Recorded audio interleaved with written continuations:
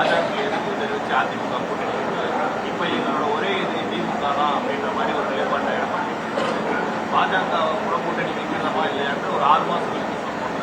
அந்த மாறி மாறி பேசுறதும் அவரோட நிலைப்பாட்டை அதிமுகவுக்கு திமுக தேர்தல் களத்தில் எதிர்க்கட்சி அல்லது எதிரி கட்சி என்று சொல்லுவது சரி. பாஜக அவர்களுக்கு நட்பு கட்சியா எதிரி கட்சியா கொள்கை அளவில் இதை அதிமுக தலைமை தெளிவுபடுத்த வேண்டும். பாரதிய ஜனதா கட்சியோடு அதிமுகவுக்கு கொள்கை அடிப்படையில் எத்தகைய தொடர்பு அல்லது உறவு இருக்கிறது? ஜெயலலிதா அம்மையார் தேர்தல் களத்தில் சொன்னார், மோடியா லேடியா மோதி பார்க்கலாம் என்கிற அளவுக்கு பாஜகவுக்கு சவால் விட்டவர்.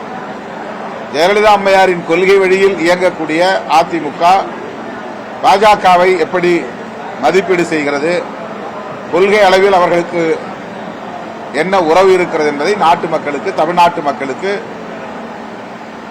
அதிமுக தலைமை தெளிவுபடுத்த வேண்டும்.